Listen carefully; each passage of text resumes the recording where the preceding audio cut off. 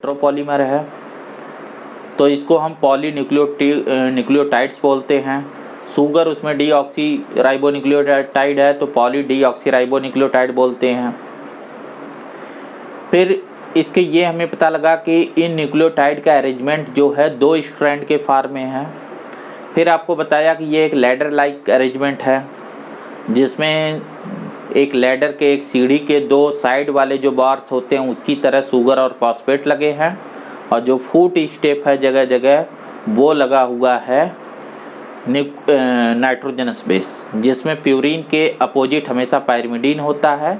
More specifically अगर बोला जाए तो एडेनिन के सामने थाइमिन या थाइमिन के सामने एडेनिन और ग्वानिन के सामने साइटोसिन, क्योंकि इनके बीच 2 हाइड्रोजन बॉन्ड होते हैं और ग्वानिन साइटोसिन के सामने 3। फिर आपको एक बात बताई कि थ्रू आउट लेंथ डीएनए के जो डायामीटर ऑफ द मॉलिक्यूल है वो सेम है। ये तभी पॉसिबल हो सकता था अगर कॉम्प्लीमेंटरिटी के प्रिंसिपल को फॉलो करें, और वो कॉम्प्लीमेंटरिटी का प्रिंसिपल मॉलिक्यूल लेवल पे ऐसे पता लगा कि प्यूरीन एक बड़ी रिंग है 9 मेंबर्ड, उसके सामने एक छोटी रिंग होती है और छोटी रिंग के सामने बड़ी रिंग होती है। कैसे आप देखते हो ना कि एक की में देखते हो, एक चाबी में देखते हो कि उसमें जो ग्रुप्स बने होते हैं वो एक ऊपर बड़ा होता है, एक छोटा होता है, बड़ा होता है, छोटा होता है। तो अगर आप ताले के अंदर देख पाएँ जहाँ पे ये की फिट होती है तो बिल्कुल इसके कॉम्प्लीमेंट्री वहाँ स्ट्रक्चर बनी है जिसमें वो फिट हो। यही बात यहाँ समझाने की कोशिश किया। लेकिन यहाँ रूल ये है कि हमेशा प्यूरीन के सामने पायरिमिडीन, और उसमें भी स्पेसिफिक है कि एडेनिन के सामने थाइमिन, क्योंकि ये 2 हाइड्रोजन बॉन्ड बनाते हैं, और ग्वानिन के सामने साइटोसिन, वाइस एंड वर्सा। ठीक है, इनका अपोजिट भी सही है। तो फिर इसकी वजह से आपको पता लगा कि ये जो मॉलिक्यूल है 2 स्ट्रेट चेन आपस में कॉम्प्लीमेंटरिटी प्रिंसिपल से जुड़े हैं, और इसकी वजह से ये मॉलिक्यूल अपनी कॉपी करके एग्जैक्ट कॉपी बना सकता है जिसको आप रेप्लिकेशन बोलते हैं। और इस प्रोसेस में एक स्ट्रैंड पे अगर हमें सीक्वेंस पता है न्यूक्लियोटाइड का तो दूसरे पे हम प्रेडिक्ट कर सकते हैं, और ऐसे ही सेल दूसरे पे प्रोड्यूस करती है, वो प्रेडिक्ट न करके प्रोड्यूस करती है। जैसा कि सेल डिवीजन के समय न्यूक्लिक एसिड को कॉपी किया जाता है डीएनए को, और ये जेनेटिक मटेरियल की क्राइटेरिया नंबर 1 को क्वालिफाई करता है कि इसमें रेप्लिकेशन की प्रॉपर्टी है। इस बात को जो डीएनए का प्रेजेंट मॉडल है, मतलब ये जो बातें आप समझ रहे हैं ना, ये सब बातें जो है ये वाटसन क्रिक ने हमें बताई थी। वाटसन क्रिक के ये नोबेल लॉरिएट हैं, ये नोबेल प्राइज विनर साइंटिस्ट हैं जिन्होंने पहले बार डीएनए के इन मॉडल को हमें समझाया। जब हम डीएनए का मॉडल बोलते हैं तो उसका मतलब क्या होता है ये मैं थोड़ा आपको बताना चाह रहा हूँ। जैसे आप केमिस्ट्री में पढ़ते हैं तो केमिस्ट्री में आप देखते हैं मीथेन, ठीक है, ऑर्गेनिक केमिस्ट्री, तो उसमें आप देखते हैं एक सेंट्रल कार्बन है और 4 उससे डिफरेंट डायरेक्शन में 4 उससे जो है जुड़े हुए हाइड्रोजन हैं। फिर आप बताते हैं कि उनकी डायरेक्शन क्या है 3D में, तो आप बताते हैं sp3 हाइब्रिडाइज है, बॉन्ड एंगल 109 डिग्री समथिंग है, और फिर उसका जो शेप आप बताते हैं कि वो 4 डिफरेंट डायरेक्शन में है और टेट्राहेड्रल पोजीशन में, ये सब आप बताते हैं। तो उसी तरीके का जो बॉल एंड स्टिक मॉडल है ना, इन्होंने वाटसन क्रिक ने किया क्या कि ऐसा ही बॉल एंड स्टिक मॉडल बनाया।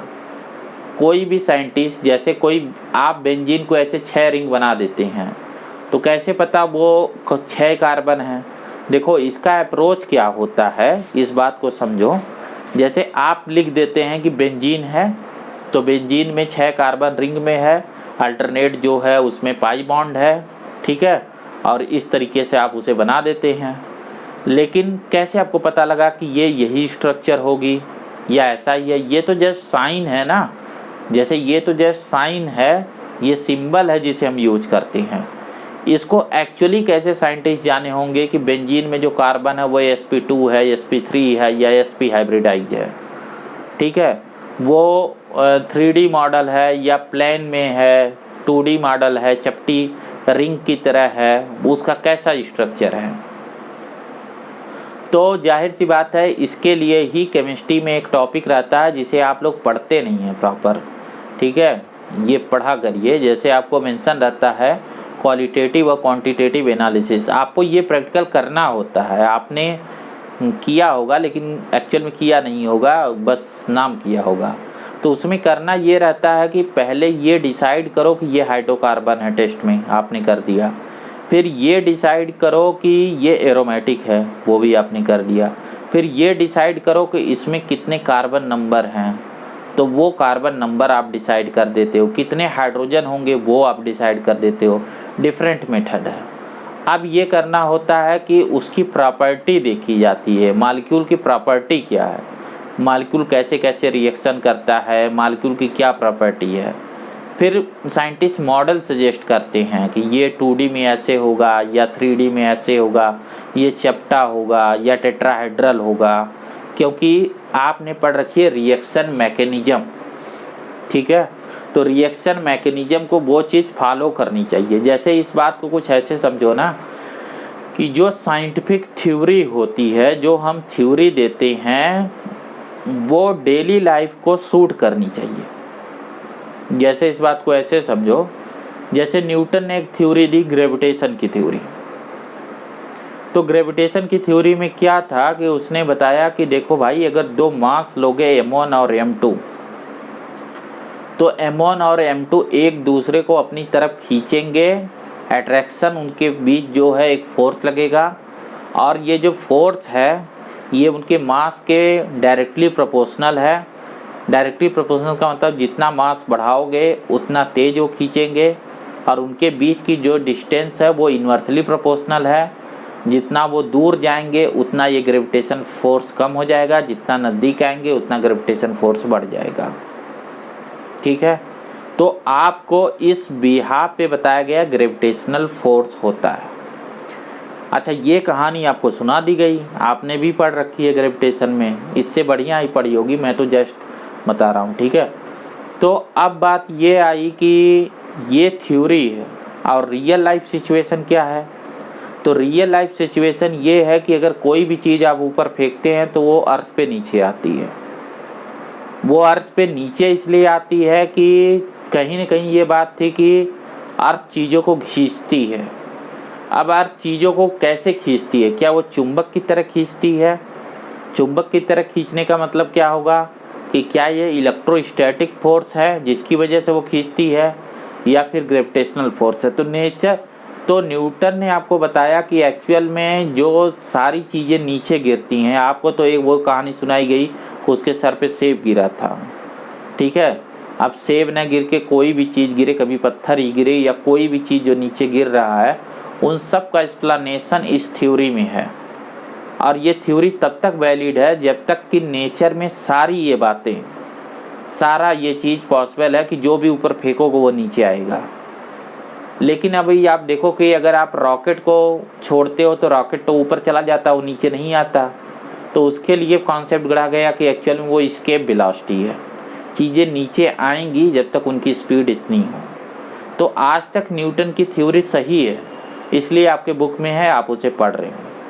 ऐसे ही ऑर्गेनिक केमिस्ट्री में जितने मैकेनिज्म होते हैं वो सारे मैकेनिज्म आपको ये बताते हैं कि मॉलिक्यूल में इलेक्ट्रॉन कहाँ, जहाँ पे चीज़ें अटैक करती हैं, इलेक्ट्रोफाइल अटैक, न्यूक्लियोफाइल अटैक, उससे आप पता लगाते हो कि पाई बॉन्ड कहाँ है, सिग्मा बॉन्ड कहाँ है, उन बॉन्ड की लोकेशन क्या होगी, और ये लोकेशन होगा तो हाइब्रिडाइजेशन क्या होगा। ये तो रही फिजिक्स केमिस्ट्री की बात जिस पे आप ज़्यादा दिमाग लगाते हो। आप बायोलॉजी को ये मान के चलते हो कि यहाँ दिमाग लगाना नहीं है, बट ऐसा नहीं है।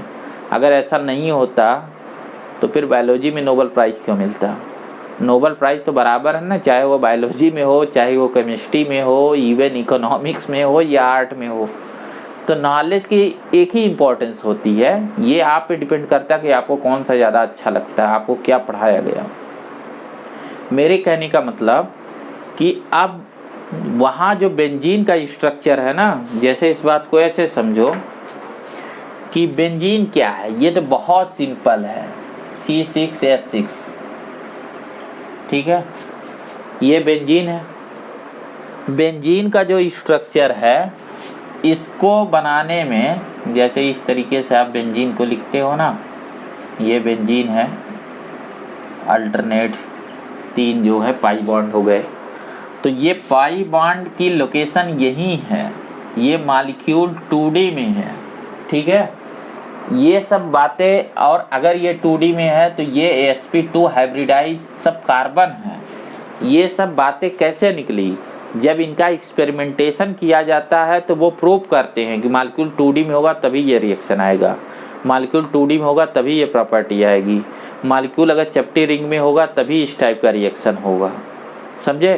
तो बिल्कुल इसी तरीके से अब जो मॉलिक्यूल आप बनाने वाले वो है डीएनए, यानी जो डीएनए का मॉडल वाटसन क्रिक देने वाले हैं उनके सामने चैलेंज क्या है कि उनको ऐसे 6-6-12 एटम को नहीं एडजस्ट करना था, उनको क्या एडजस्ट करना था 3.3 × 10⁹ बेस पेयर, इतने मॉलिक्यूल को अरेंज करना था और एक ऐसा मॉडल बनाना था जिसमें ये सारी जो प्रॉपर्टी आप पढ़ रहे हो ये सब एडजस्टेड हो जाए, ये सारी प्रॉपर्टी उसमें आ जाए।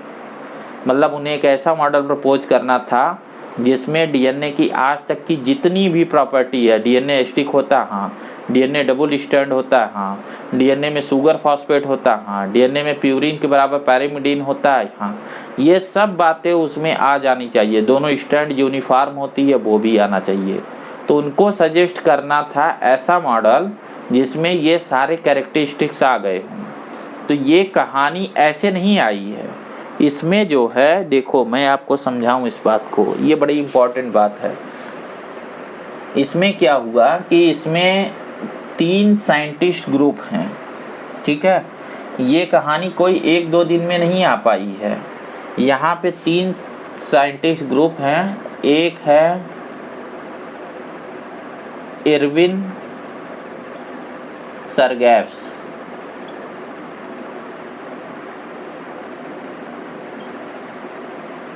ठीक है, इरविन सरगैफ्स।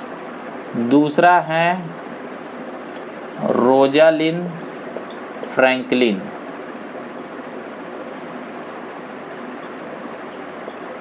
तीसरे हैं वाटसन एंड क्रिक।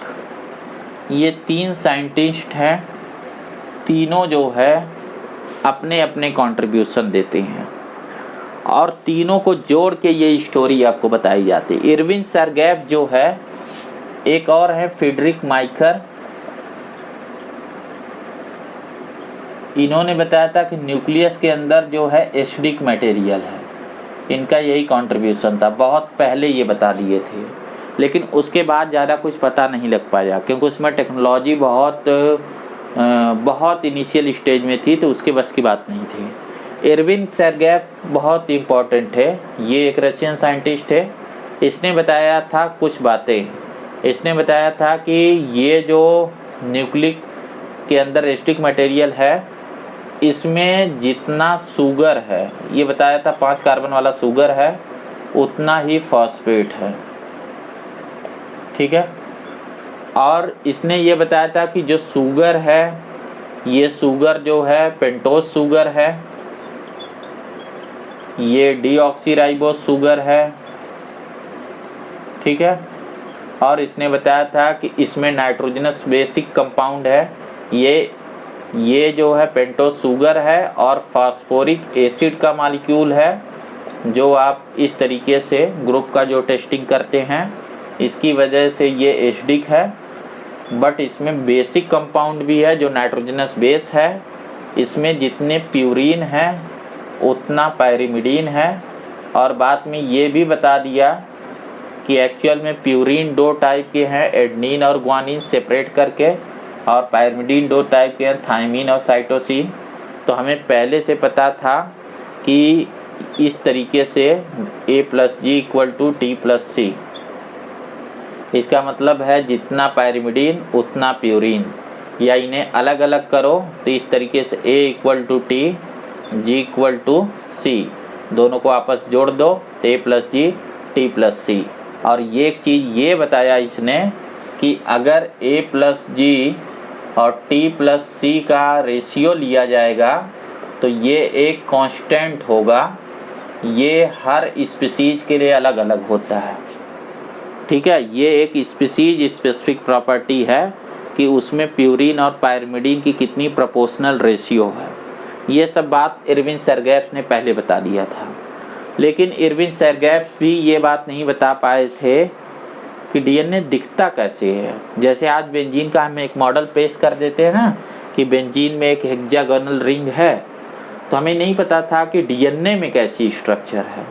तो एक साइंटिस्ट है रोजालिन फ्रैंकलिन, ये लोग क्या कर रहे थे कि इन्होंने डीएनए की इमेज ली। जैसे ये मॉलिक्यूल है ना, तो इसकी एक्सरे फोटो ली, एक्सरे क्रिस्टलाइन स्ट्रक्चर, जैसे क्रिस्टल का भी एक्सरे लिया जाता है। तो इनके पास बहुत सारी पिक्चर्स थी, उन पिक्चर्स में ये दिखता था। जैसे आपके ह्यूमन बॉडी का अगर एक्सरे ले लिया जाए, इस कहानी को ऐसे समझो, जैसे आपकी पूरी ह्यूमन बॉडी को खड़ा करके उसका एक्सरे ले लिया जाए, तो हड्डियों का सारा ढांचा मिल जाएगा, डिफरेंट पार्ट के बहुत सारे एक्सरे ले लिए जाए। अब कोई आदमी जिसने, एज्यूम करो, ऐसा आप सोचो कि कोई आदमी ऐसा हो, कोई एलियन टाइप का हो, जिसे ये न पता हो कि ह्यूमन बॉडी में हड्डियां कैसे लगी होती हैं, जैसे वो बायोलॉजी न पढ़ा हो, उसको सिर्फ एक्सरे दे दिया जाए, देखो ये हड्डी ऐसे से दिखती है, और एक बोरी में भर के ह्यूमन बॉडी में जितनी हड्डियां हैं वो रख दी जाए, और उसे कहा जाए कि तुम पजल की तरह सॉल्व करो, इन सब हड्डियों को वैसा लगाओ जैसा एक्सरे में दिख रहा है। क्योंकि एक्सरे को आप नकार नहीं सकते ना, वो तो रियल पिक्चर है। जैसे चीज़ें गिरती हैं नीचे, ये ग्रेविटेशन थ्योरी से पहले में पता था, लेकिन क्यों गिरती हैं वो ग्रेविटेशन थ्योरी ने हमें कंफर्म किया। बिल्कुल इसी तरीके से रोजालिन फ्रैंकलिन ने बहुत सारे पिक्चर तो खींच दिए थे जिसमें एक्सरे में दिखता था मॉलिक्यूल होगा, ऐसा शेप होगा, और इरविन सेरगैप्स ने उसके क्वांटिटेटिव और क्वालिटेटिव एनालिसिस करके उसकी सारी केमिस्ट्री समझा दिया था, केमिकल नेचर। अब वो फिजिकल प्रॉपर्टी कैसा होगा, मॉलिक्यूल कैसा लंबा चौड़ा कैसा होगा, कैसे वो अरेंज होगा, उसकी फिजिकल प्रॉपर्टी को सेट करना। तो जैसे मैंने बताया ना, उस आदमी को बता दिया गया कि लो अब तुम्हारे पास टाइम है, अब तुम जो है सारी हड्डियों को अरेंज करो। तो ये बड़ा मुश्किल काम होगा। कभी वो पैर की हड्डी हाथ में लगा देगा, फिर उसे पजल जैसे हम सॉल्व करते हैं, फिर उसे लगेगा नहीं एक्सरे से मैच नहीं करता, तो बहुत टाइम लगेगा उसे सेट करने का। ऐसा ही कुछ सेट किया इसने, वाटसन क्रिक ने। तो वाटसन क्रिक ने क्या दिया कि इसने 3D मॉडल दिया जिसे डबल हेलिक्स मॉडल बोला जाता है। इसने ही इनका डबल हेलिक्स मॉडल दिया डीएनए का, ठीक है, double helix model of DNA दिया, जिसमें ये सारी प्रॉपर्टी पहले से थी। फ्रेडरिक माइकर से लेके और रोजालिन फ्रैंकलिन ने जो जो बातें बताई थी सब था। इसमें कॉम्प्लीमेंट्री प्रिंसिपल था, इसमें शुगर फॉस्फेट का अरेंजमेंट था, इसमें 2 स्ट्रैंड थी, दोनों स्ट्रैंड के बीच की जो डिस्टेंस थी वो यूनिफॉर्म थी, हर एक बात थी जो अब तक हमारे पास हमने डिस्कवर किया था, वो सब बातें यहाँ आ गई। जो बात इसने लगाई, इसमें वाटसन क्रिक का जो सबसे बड़ा कंट्रीब्यूशन था कि सारी बातें तब ये कर पाए जब ये 2 स्ट्रैंड को जोड़ने के लिए कॉम्प्लीमेंट्रिटी का प्रिंसिपल यूज किए। देखो कॉम्प्लीमेंट्री का प्रिंसिपल इसे नहीं पता था, यहाँ नहीं पता था, इरविन सेरगैप्स को नहीं पता था, लेकिन इन्होंने कॉम्प्लीमेंट्रिटी प्रिंसिपल की डिस्कवरी की, और इसके डिस्कवर होते ही जितना इस चैप्टर में चीज़ें हैं, डीएनए का रेप्लिकेशन, ट्रांसक्रिप्शन, ट्रांसलेशन, सब चीज़ जो है वहाँ से कंफर्म हो गया।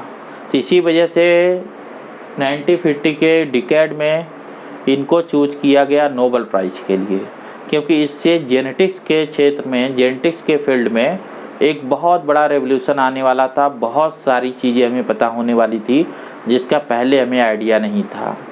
जो मेंडल करके मर गए, जो मॉर्गन करके मर गए, बाकी लोग जो है जिसमें करते रहे, डार्विन फ्रस्ट्रेट होके रह गए, वो उन सब का अब सलूशन मिलने वाला था। तो आज आप बहुत लकी हो कि आप जब पढ़ रहे हो तो ये सारी डिस्कवरीज हो चुकी है, और मैं कोई डिस्कवरी थोड़े कर रहा हूँ, मैंने भी उसे जस्ट पढ़ा है, समझा है, और आपको समझाने की कोशिश कर रहा हूँ जो आपके सिलेबस में मेंशन है। ये सब बातें सिलेबस में है, आउट ऑफ सिलेबस नहीं बता रहा हूँ। जैसे मैं आपको दिखाता हूँ, देखो यहाँ आप देखोगे पेज नंबर 97 पे ये आपको मेंशन किया गया है। देखो दूसरे पैराग्राफ में पहली लाइन है, DNA as an acidic substance present in nucleus first identified by the Friedrich Miescher 1869। Year क्यों मेंशन है? जब भी यहाँ ईयर मेंशन है तो उसका मतलब है, नहीं तो जनरली देखो ये बुक ईयर ऊयर नहीं बताती है, इसका मतलब है 1869 ये वो टाइम है। इसे ऐसे याद रखो कि आपके यहाँ जो फर्स्ट बार आप इंडिपेंडेंस हुआ था 1857, उसी के आसपास का ये समय है। तो जब आप आज़ादी की लड़ाई लड़ रहे थे तब ये लोग न्यूक्लिक एसिड का पता लगा रहे थे, सोचो कितने आगे थे। तो इसने इसका नाम दिया न्यूक्लिन, ठीक है, he named it nuclein. However due to technical limitation in the isolation of the long polymer intact, the elucidation of the structure of DNA remain elusive for the very long period. It was only in 1953 में James Watson and Francis Crick based on X-ray diffraction data produced by Morris Wilkins and Rosalind Franklin, इनके basis पे इन्होंने एक model propose किया जिसे double helix model बोलते हैं। और इसमें इनको जो देखो, one of the hallmark of their proposition is based on pairing between two strand of the polynucleotide chain, जो प्रोड्यूस किया था एरविन सरग्राफ्स, ठीक है, एक रशियन साइंटिस्ट। तो ये सारी चीज़ें आपके बुक में मेंशन है, लेकिन उन डॉट्स को कैसे लिंक करना है मेन काम ये मैं कर रहा था। एक और चीज़ बता दूं, जैसे ये नाइट्रोजनस बेस है एडेनिन, ये थायमिन भी नाइट्रोजनस बेस है, इनकी आपस में पेयरिंग होती है क्योंकि ए के सामने कभी भी सी नहीं आ सकता, क्योंकि ए और टी के बीच 2 हाइड्रोजन बॉन्ड बनते हैं।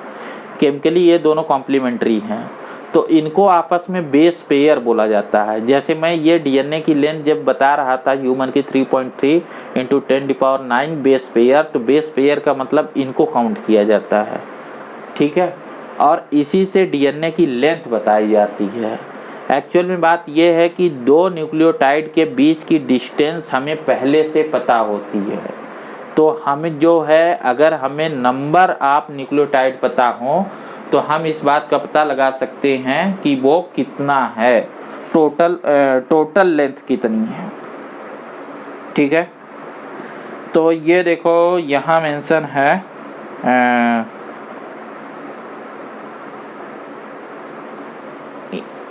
ये वाला 3D मॉडल है। 3D वाला मैं नेक्स्ट में बताऊंगा, आज के लिए मेरे ख्याल से आपको बड़ा सारा कंटेंट हो गया। 3D वाला मैं फिर बताऊंगा, क्योंकि एक नया डायग्राम को ड्रॉ करना पड़ेगा, फिर उससे चीज़ें आपको बताएगा। अभी तक आपको ये लेक्चर कैसे लग रहे हैं, कि आपको समझ में आ रहा है? इससे पहले भी आपने इन टॉपिक को पढ़ा होगा, जाहिर सी बात है आप किसी न किसी स्कूल में, कॉलेज में या कोचिंग में आप जो है कोचिंग ले रहे होंगे,